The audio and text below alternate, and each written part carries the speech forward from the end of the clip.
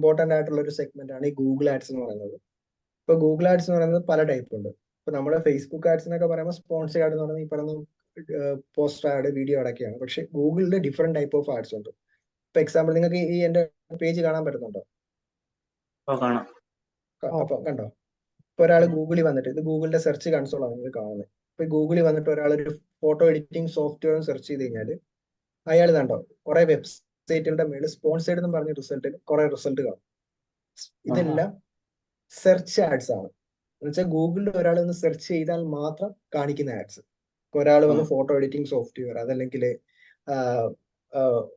Samsung Galaxy smart phone അങ്ങനെയൊക്കെ വന്ന് ആരെങ്കിലും സെർച്ച് ചെയ്യുമ്പോൾ, എന്തെങ്കിലും സെർച്ച് ചെയ്യുമ്പോൾ സ്പോൺസേഡ് എന്നും പറഞ്ഞ് കാണിക്കുന്ന ഈ സെർച്ച് റിസൾട്ടുകളാണ് സെർച്ച് ആഡ്സ്.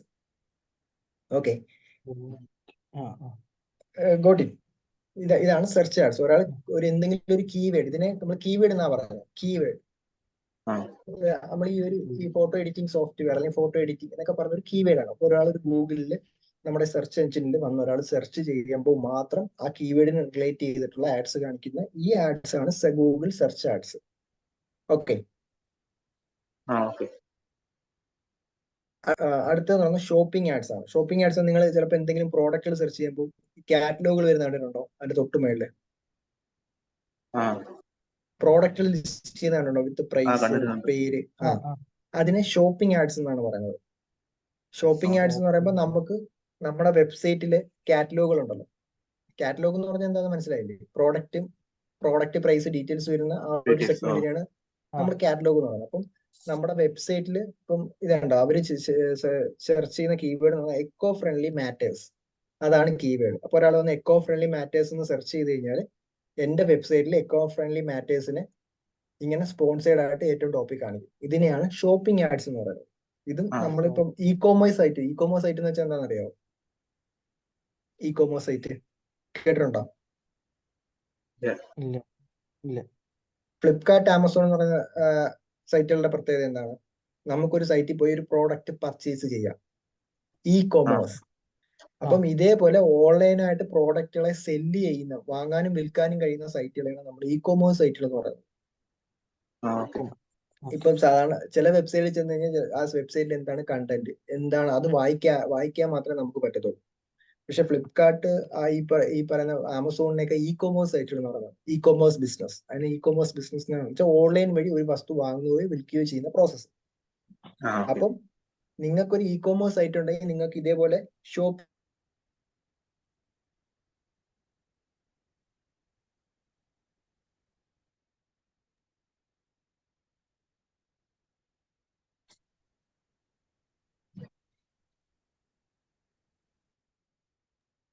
ഹലോ കേക്കാവോ? ഓക്കെ. അപ്പൊ നിങ്ങൾക്ക് ഒരു വെബ്സൈറ്റിൽ ഇതേപോലെ പ്രോഡക്റ്റ് കാറ്റലോഗുകളെ ഓരോ കീവേഡ് അനുസരിച്ചിട്ട് നമുക്ക് ക്യാമ്പയിൻസ് ചെയ്യാൻ സാധിക്കുന്നതാണ് ഈ ഷോപ്പിംഗ് ആഡ്സ് എന്ന് പറയുന്നത്. ഇതെല്ലാം ചെയ്യുന്നത് ഗൂഗിൾ ആഡിന്റെ ഒരു പ്ലാറ്റ്ഫോമിൽ നിന്നുകൊണ്ടാണ്. ഇതെല്ലാം ചെയ്യുന്ന ഒറ്റ പ്ലാറ്റ്ഫോമിൽ നിന്നാണ്, പക്ഷെ ഡിഫറെന്റ് ടൈപ്പ് ഓഫ് ആഡ്സ് ആണ്. ഓക്കെ, ഇതാണ് ഷോപ്പിംഗ് ആഡ്സ്. അപ്പൊ ഒരാൾ എക്കോ ഫ്രണ്ട്ലി മാറ്റേഴ്സ് സെർച്ച് ചെയ്ത് ഏറ്റവും ആദ്യം വരുന്നത് എന്റെ കുറെ കാറ്റലോഗുകളായിരിക്കും. അതിന് താഴെയായിരിക്കും സെർച്ച് ആഡ് ആയിട്ട് അത് വിൽക്കുന്ന ഒരു സൈറ്റ് വന്ന് കിടക്കുന്നത്. കണ്ടോ, സ്പോൺസേർഡ് സൈറ്റ് നടക്കുന്നുണ്ടോ?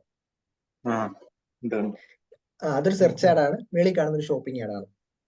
കണ്ടോ, ഒരു കീവേഡ് സെർച്ച് ചെയ്യുമ്പോൾ തന്നെ മൾട്ടിപ്പിൾ ആഡ്സ് വരികയും ചെയ്തു. സെർച്ച് ആഡും വന്നു, ഷോപ്പിംഗ് ആഡും വന്നു. അപ്പം ഇതെല്ലാം ഗൂഗിളിന് പൈസ കൊടുത്തിട്ടുള്ള പരിപാടിയാണ്. അപ്പൊ ഇതിന്റെ ബിഡിങ് കാര്യങ്ങൾ, പേയ്മെന്റ് കാര്യങ്ങളൊക്കെ നമുക്ക് വരുന്ന ക്ലാസ്സുകൾ ഡിസ്കസ് ചെയ്യാം. ഇതാണ് ഷോപ്പിംഗ് ആഡ്.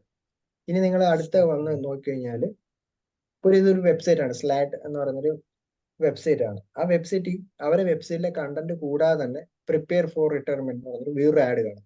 ഇതിനെ ഡിസ്പ്ലേ ആഡ് എന്നാണ് പറയുന്നത്.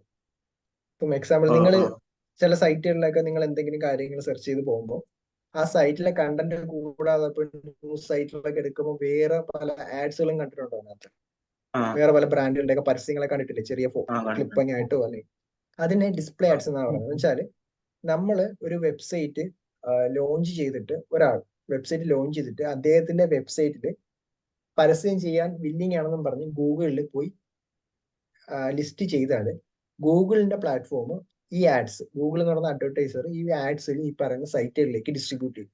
അപ്പൊ ഒരാൾ വന്ന് ഈ സൈറ്റിൽ കയറി ആ സൈറ്റിൽ കയറി കഴിഞ്ഞാൽ ഗൂഗിളിന്റെ ആഡ്സ് ഈ സൈറ്റിൽ കാണിക്കും. അപ്പൊ ഈ സൈറ്റുകളെല്ലാം ഡിസ്പ്ലേ പാർട്ട്നേഴ്സ് എന്നാണ് പറയുന്നത്. ഡിസ്പ്ലേ നെറ്റ്വർക്ക്സ്, ഗൂഗിളിന്റെ ഡിസ്പ്ലേ നെറ്റ്വർക്ക്സ് അല്ലെങ്കിൽ ഡിസ്പ്ലേ നെറ്റ്വർക്ക് പാർട്ട്നേഴ്സ് എന്നൊക്കെയാണ് പറയുന്നത്. അപ്പം ഗൂഗിളിന്റെ ഡിസ്പ്ലേ നെറ്റ്വർക്കിലുള്ള ഏത് വെബ്സൈറ്റിലും നമുക്ക് വേണമെങ്കിൽ ഒരു ആഡ് പ്ലേസ് ചെയ്യാം.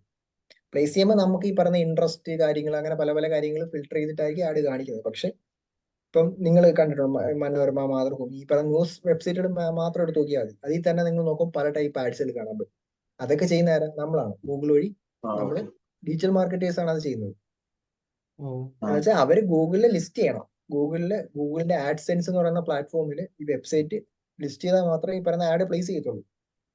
ഇപ്പം ആഡ്സെൻസ് അപ്രൂവ് ചെയ്യാത്ത സൈറ്റുകളിലൊന്നും ആഡ് കാണിക്കത്തില്ല. ഈ ആഡ്സെൻസ് അപ്രൂവ് ചെയ്ത സൈറ്റുകളിൽ നമുക്ക് ഗൂഗിൾ ആഡ്സ് വഴി പല പല ആഡ്സ് കൊണ്ട് ആ സൈറ്റുകളിൽ പോയി, തേർഡ് പാർട്ടി സൈറ്റുകളിൽ പോയി നമുക്ക് ഈ പറയുന്ന ഡിസ്പ്ലേ ആഡ്സ് പ്ലേസ് ചെയ്യാൻ പറ്റും. ഇപ്പൊ ഡിസ്പ്ലേ ആഡ്സ് കണ്ട് ഒരാൾ ക്ലിക്ക് ചെയ്താൽ നേരെ നമ്മൾ ഏതെങ്കിലും കണക്ട് ചെയ്തേക്കുന്ന വെബ്സൈറ്റിലേക്കായിരിക്കും അവർ ഓഡിയൻസ് വരുന്നത്. ഓക്കെ, ഇതാണ് ഡിസ്പ്ലേ ആഡ്സ് എന്ന് പറയുന്നത്. നമുക്ക് ഇതൊക്കെ സെറ്റ് ചെയ്യാൻ പഠിക്കാം. ഓക്കെ, അടുത്തത് വീഡിയോ ആഡ്സ്. വീഡിയോ ആഡ്സ് എന്ന് പറയുന്നത് നമ്മൾ യൂട്യൂബ് വീഡിയോ കാണുമ്പോൾ സ്കിപ്പബിൾ ആയിട്ടും അല്ലാതെയൊക്കെ വീഡിയോസിന്റെ ഇടയിൽ വരുന്ന ആഡ്സുകൾ കണ്ടിട്ടില്ലേ? വീഡിയോ ആയിട്ട് തന്നെ നമ്മൾ കാണാൻ ഉദ്ദേശിക്കുന്ന വീഡിയോയ്ക്ക് മുമ്പേ വരുന്ന ആഡ്സുകൾ കണ്ടിട്ടില്ലേ? അതാണ് യൂട്യൂബ് വീഡിയോ ആഡ്സ് അല്ലെങ്കിൽ ഗൂഗിൾ വീഡിയോ ആഡ്സ് എന്ന് പറയുന്നത്. അതും പല ടൈപ്പ് ഉണ്ട്. അതൊക്കെ നമുക്ക് സെറ്റ് ചെയ്യാൻ പഠിക്കാം. ഇൻസ്ട്രീം, സ്കിപ്പബിള്, അത് കണക്ക് സ്ട്രീം, നോൺ സ്കിപ്പബിൾ, അങ്ങനെ പല പല ബമ്പർ ആഡ്സ്, അങ്ങനെ ആഡ്സ് ഉണ്ട് വീഡിയോ ആഡ്സ് തന്നെ. നമ്മൾ സോഷ്യൽ മീഡിയ മാർക്കറ്റിനേക്കാളും വലിയൊരു പ്ലാറ്റ്ഫോമാണ് ഗൂഗിൾ ആഡ്സ് എന്ന് പറയുന്നത്. അത് കുറെ ഉണ്ട് പഠിക്കാൻ. മാക്സിമം നമുക്ക് ഈ സമയത്ത് കാര്യങ്ങൾ പഠിക്കാം. നിങ്ങൾ സെൽഫ് ലേണിംഗ് നടത്തി കഴിഞ്ഞാൽ നമുക്ക് മാക്സിമം ഇപ്പൊ നിങ്ങൾ കുറച്ചുകൂടെ കാര്യങ്ങൾ നോക്കിയിട്ട് വന്ന് ഒക്കെ പഠിക്കുവാണെങ്കിൽ നമുക്ക് പെട്ടെന്ന് കുറെ കാര്യങ്ങൾ തീർക്കാം. അല്ലെങ്കിൽ കുറെ ടൈം എടുക്കും. കാരണം അത്രയും വലുതാണ് ഡിജിറ്റൽ മാർക്കറ്റിംഗ് എന്ന് പറയുന്നത്. ഓക്കെ, അപ്പം നിങ്ങൾ പേടിക്കൊന്നും വേണ്ട. നിങ്ങൾക്കൊരു ഇൻട്രസ്റ്റ് ഉണ്ടെങ്കിൽ നിങ്ങൾക്ക് പെട്ടെന്ന് പഠിച്ചെടുക്കാം. നമുക്കൊരു ബേസിക് വേണ്ട കാര്യം എന്ന് പറയുന്നത് ഇൻട്രസ്റ്റ് ആണ്. ഇത് ചെയ്യാനും റിസൾട്ട് കിട്ടാനും ഡിഫറെന്റ് കാര്യങ്ങൾ ട്രൈ ചെയ്യാനൊക്കെ ഒരു ഇൻട്രസ്റ്റ് ആണ് നിങ്ങൾക്ക് വേണ്ടത്. ചുമ്മാ നമ്മളൊരു ഒരു ടെംപ്ലേറ്റഡ് കാര്യം പഠിച്ച് അത് മാത്രം നമ്മൾ എന്താ ചെയ്യാ? ഇപ്പൊ ഒരു കാര്യം ചെയ്യാൻ, ഇപ്പൊ എക്സാമ്പിൾ ഒരു കാർ മെക്കാനിക്ക് വന്നിട്ട് ഈ സാധനം മാറ്റാൻ ഈ നട്ടൂരണം, അത് വെക്കണം, ഇത് വെക്കണം, ഇത് വെക്കണം, അങ്ങനെ ചെയ്താൽ മതി. പക്ഷെ അങ്ങനെ ടെംപ്ലേറ്റഡ് ആയിട്ടൊരു ആക്ഷൻ ആണ് നമ്മൾ ചെയ്യുന്നത്, നമ്മൾ മടുക്കും ഡിജിറ്റൽ മാർക്കറ്റിംഗ്. കാരണം നമുക്ക് പിന്നീട് റിസൾട്ട് കിട്ടിയില്ലെങ്കിൽ നമുക്ക് ഈ ടെംപ്ലേറ്റഡ് ആയിട്ടുള്ള കാര്യങ്ങൾ ചെയ്യാനേ അറിയത്തുള്ളൂ. പക്ഷെ നമ്മൾ ക്രിയേറ്റീവ് ആയിട്ട് ഡിഫറെന്റ് കാര്യം ട്രൈ ചെയ്യുമ്പോഴായിരിക്കും നമുക്ക് ഇതിനോടൊരു ഇൻട്രസ്റ്റ് ഉണ്ടാകാം. നമ്മുടേതായ രീതിയിൽ ആഡ്സുകൾ പ്ലാൻ ചെയ്യുക. ഇപ്പൊ നിങ്ങൾക്ക് തന്നെ പ്ലാൻ ചെയ്യാം. ഒരാൾ ക്ലയന്റ് വന്നു കഴിഞ്ഞാൽ നിങ്ങളാണ് പറഞ്ഞു കൊടുക്കേണ്ടത്. ആ ക്ലയന്റിന് ഏത് ആഡ് ചെയ്യണം, സെർച്ച് ചെയ്യണോ, ഷോപ്പിംഗ് ചെയ്യണോ, വീഡിയോ ആഡ് ചെയ്യണോ, അയാൾക്കുള്ള ഓഡിയൻസ് ഏറ്റവും കൂടുതൽ ഏത് പ്ലാറ്റ്ഫോമിലാണ്, മനസ്സിലായില്ലേ? അപ്പം അതെല്ലാം പറഞ്ഞു കൊടുക്കാൻ ക്വാളിറ്റി ഉള്ള ഒരാളായിരിക്കും ഡിജിറ്റൽ മാർക്കറ്റർ. അപ്പൊ ആ പുള്ളിക്ക് മാർക്കറ്റിനെ കുറിച്ച് നല്ല നോളജ് ഉണ്ടാവണം. കറന്റ് എല്ലാ ആഡ്സുകളും കാണണം, പല ബ്രാൻഡുകളുടെ ആഡ്സും ശ്രദ്ധിക്കണം. അപ്പോഴേ നമുക്കറിയത്തുള്ളൂ. അല്ല പുതുതായിട്ട് നിങ്ങളിപ്പോ വന്നു കഴിഞ്ഞാൽ നിങ്ങളുടെ അടുത്ത് ഒരാളോട് ചോദിച്ചു കഴിഞ്ഞാൽ നിങ്ങൾ പെട്ടു. നിങ്ങൾക്ക് വലിയ ആഡുകൾ കണ്ട് പരിചയമില്ല, അപ്പൊ നിങ്ങൾ പെട്ടു. അപ്പൊ നിങ്ങൾ എന്ത് ചെയ്യണം? ഒരു ഇൻട്രസ്റ്റ് ഉണ്ടാക്കി നിങ്ങൾ എല്ലാ ആഡ്സിലും ഇങ്ങനെ എൻഗേജ് ആയിട്ട് നിൽക്കണം, പ്ലാറ്റ്ഫോമിൽ അപ്ഡേറ്റ് ആയിട്ടിരിക്കണം. അപ്പൊ നിങ്ങൾക്ക് തന്നെ മനസ്സിലാവും ഏതൊക്കെ ആഡുകൾ ഏതൊക്കെ പ്ലാറ്റ്ഫോമിൽ ആരൊക്കെ കാണിക്കുന്നുണ്ട്, ചില ബ്രാൻഡുകൾ എവിടെയാണ് ഏറ്റവും കൂടുതൽ ആഡ്സ് കാണിക്കുന്നത്. അപ്പൊ നിങ്ങൾക്ക് ഒരു ഐഡിയ കിട്ടും. അല്ലെങ്കിൽ നിങ്ങൾക്ക് ഈ പറഞ്ഞ ടൂളുകൾ ഉപയോഗിച്ച് ആഡുകളെ കുറിച്ച് റിസർച്ച് ചെയ്യാം. ഓക്കെ, അപ്പൊ അത്രയും കാര്യങ്ങൾ നിങ്ങൾ ചെയ്യണം. പിന്നെ ആപ്പ് ആഡ്സ് എന്ന് പറയാം. ആപ്പ് ആഡ്സ് എന്ന് പറഞ്ഞാൽ നമ്മൾ ഗൂഗിൾ പ്ലേ സ്റ്റോറിൽ വന്ന് ഇപ്പൊ എന്തെങ്കിലും ആപ്പ് സെർച്ച് ചെയ്യുമ്പോൾ സ്പോൺസേർഡ് എന്ന് പറഞ്ഞ റിസൾട്ട് കാണാറുണ്ട്. ശ്രദ്ധിച്ചിട്ടുണ്ടോ? ഇനി നിങ്ങൾ സെർച്ച് ചെയ്ത് നോക്കിയാൽ അപ്പം നേരത്തെ കാണിച്ചിട്ടുണ്ടായിരുന്നു സ്പോൺസേർഡ്. അല്ല, മൊബൈൽ ഫോണിലെ ഗൂഗിൾ പ്ലേ സ്റ്റോറിൽ ഒന്ന് സെർച്ച് ചെയ്യുമ്പോൾ നമ്മളെ പ്ലേ സ്റ്റോർ ആപ്പ് ഡൗൺലോഡ് ചെയ്തില്ലേ, പ്ലേ സ്റ്റോർ.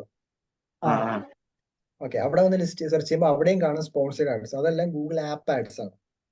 പിന്നെ ഇതല്ല കേട്ടോ, ഇതാണ് ഈ കാണിക്കുന്നതാണ്. കാണാൻ പറ്റുന്നുണ്ടോ? ഓക്കെ, പിന്നെ ഡിസ്കവറി ആഡ്സ്. ഡിസ്കവറി ആഡ്സ് എന്ന് പറഞ്ഞാൽ ഡിസ്പ്ലേ ആഡ്സ് പോലാണ്, പക്ഷെ അത് കാണിക്കുന്നത് നമ്മളെ ഗൂഗിളിന്റെ തന്നെ ജിമെയിൽ ഡിസ്കവറി ഫീഡ്സ്. ഗൂഗിളിന്റെ ഡിസ്കവറി ഫീഡ്സ് എന്താണെന്ന് അറിയാവോ? നിങ്ങൾ ഗൂഗിളിന്റെ ന്യൂസ് ഫീഡ് അറിയാവോ? നമ്മളെ റൈറ്റ് ചില ഫോണുകളിൽ റൈറ്റിലേക്ക് സ്വൈപ്പ് ചെയ്യുമ്പോൾ ഗൂഗിളിന്റെ ന്യൂസ് ഫീഡ് വരുന്നുണ്ട്. അതിനെയാണ് ഡിസ്കവറി ഫീഡ് എന്ന് പറയുന്നത്, ഗൂഗിളിന്റെ ഡിസ്കവറി ഫീഡ് എന്ന് പറയുന്നത്. അപ്പം ആ discovery feed, Gmail, Google mail, അത് കണക്ക് യൂട്യൂബിൽ തന്നെ നിങ്ങൾ ഇമേജ് അല്ലാതെ സ്റ്റാറ്റിക് ഇമേജ് വീഡിയോ ആഡ്സ് കണ്ടിട്ടുണ്ടോ? വീഡിയോ ആഡ്സ് അല്ലാതെ ഇടയ്ക്ക് നിങ്ങൾ സ്ക്രോൾ ചെയ്യുമ്പോൾ ചില ഇമേജ് ആഡ്സ് കണ്ടിട്ടില്ലേ? യൂട്യൂബിൽ അതേ കണക്ക് സ്റ്റാറ്റിക് ആയിട്ടുള്ള ഇമേജ് ആഡ്സും വരാറുണ്ട്. അതിനെ അതിനെയൊക്കെയാണ് എന്ത് ഡിസ്കവറി ആഡ്സ് എന്ന് പറയുന്നത്. ഇനി നിങ്ങൾ ശ്രദ്ധിച്ചാൽ മതി. ഇനി നിങ്ങൾ ഡിജിറ്റൽ മാർക്കറ്റിംഗ് ഫീൽഡിൽ വരുമ്പോൾ എല്ലാ ആഡ്സും ശ്രദ്ധിക്കണം. ഇനി യൂട്യൂബിലേക്ക് ഇറങ്ങാൻ ശ്രദ്ധിച്ചാൽ മതി. ഒരു വീഡിയോ ആഡ് അതിന്റെ എല്ലാം മേളിൽ നിങ്ങൾ നോക്കിയാൽ മതി സ്പോൺസേഡ് അല്ലെങ്കിൽ ആഡ് എന്ന് പറയുന്ന ഒരു ലേബൽ ഉണ്ടാവും. ഇനി എന്ത് കണ്ടാലും അവിടെ റൈറ്റ് സൈഡിൽ ചെറുതായിട്ട് ആഡ് എന്നൊരു ലേബൽ ഉണ്ടാവും. ഇവിടെ ഇതേ കണക്കൊരു ആഡ് എന്ന് പറയുന്ന ഒരു ലേബൽ ഉണ്ടാവും. അപ്പം ഈ യൂട്യൂബിൽ വീഡിയോ ആഡ് കൂടാതെ ഈ ഡിസ്കവറി ആഡ്സും നമുക്ക് കാണാൻ പറ്റും. ഓക്കെ, ഇനി വരുമ്പോൾ നിങ്ങൾ ശ്രദ്ധിച്ചാൽ മതി. അപ്പൊ അതാണ് ഡിസ്കവറി ആഡ്സ് എന്ന് പറയുന്നത്. ഓക്കെ, പിന്നീട് വരുന്നത് ഈ ലോക്കൽ സർവീസ് ആഡ്. നമ്മൾ നേരത്തെ Google digital marketing service search ചെയ്തപ്പം കുറെ ബിസിനസ് ലൊക്കേഷന്റെ റിസൾട്ട് കാണിച്ചില്ലേ, ലോക്കൽ സർവീസ്. അതാണ് ലോക്കൽ സർവീസ് ആഡ്. ഇപ്പം നിങ്ങൾ നോക്കിയപ്പോൾ അവിടെ normal result Google my business റിസൾട്ടാണ് കണ്ടത്. പക്ഷെ നിങ്ങൾക്ക് വേണമെങ്കിൽ എന്താ അതിന്റെ ഇടയിൽ തന്നെ സ്പോൺസേഡ് ആഡ്സ് പ്ലേസ് ചെയ്യാൻ പറ്റും. കണ്ടോ, സ്പോൺസേഡ് എന്നും പറഞ്ഞ് കാണുന്നത്. ഇവിടെ ഇത് നോർമൽ ഗൂഗിൾ സെർച്ച് റിസൾട്ട് ആണ്. പക്ഷെ അതിന്റെ തൊട്ടുമേൽ സ്പോൺസേഡ് എന്നും പറഞ്ഞ റിസൾട്ട് കാണിക്കുന്നുണ്ടില്ലേ. ഇവർ ചെയ്തത് ലോക്കൽ സർവീസ് ആഡാണ്. അതും ഗൂഗിൾ ആഡ് വഴിയാണ് ചെയ്യുന്നത്. ഓക്കെ, ഇതാണ് ബേസിക് ആയിട്ടുള്ള നമ്മൾ ഇനിയും കുറെ ടൈപ്പ് ആഡ്സ് ഒക്കെ പറയാനുണ്ട്. പക്ഷെ ബേസിക് ആയിട്ട് നമുക്ക് വേണ്ട കുറച്ച് ടൈപ്പ് ആഡ്സ് ആണ് ഈ പറഞ്ഞ search, shopping, display, video, discovery, local service, app ads തുടങ്ങിയത്. ഓക്കെ.